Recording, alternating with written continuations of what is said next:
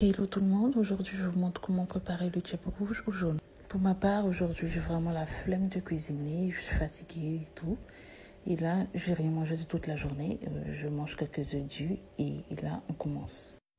Tout est mis en vrac, les légumes et patati patata.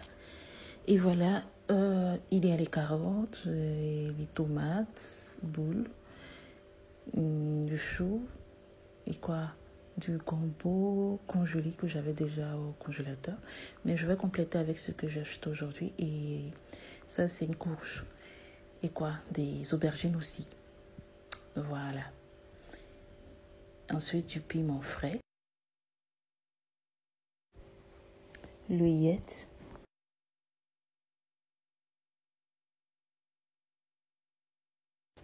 du soumara en poudre et du persil.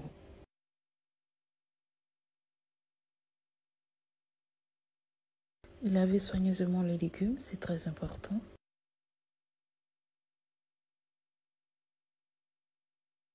Ensuite, écraser le persil, les oignons coupés en dés, le piment frais, l'ail et le poisson sec qu'on trouve généralement chez nous en Côte d'Ivoire, mais aussi en Afrique de l'Ouest.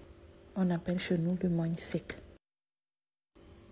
Le poivre et l'origan. Vu que je n'ai pas de laurier, j'ai pris l'origan. Ensuite, on va mixer le tout.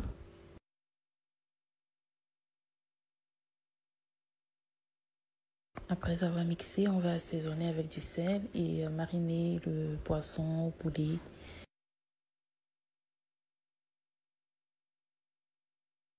Après avoir mariné, on va les frire. Après la friture, on ajoute les oignons découpés, origan, ail, œillette, persil, poivre, piment frais. On ajoute la tomate concentrée, 1, 2, 3 cuillerées et on mélange le tout. On y ajoute du sel et lorsque la tomate concentrée est bien grillée, on ajoute de l'eau.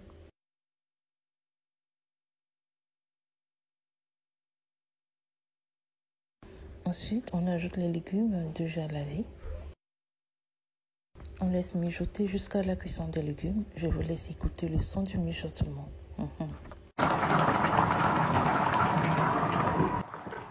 On ajoute la courge au milieu de la cuisson parce que généralement, elle ne tarde pas à cuire.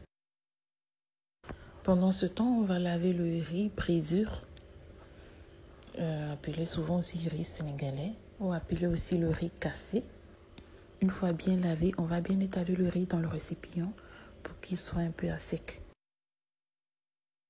Je vais ajouter un peu de citron vu que j'ai pas eu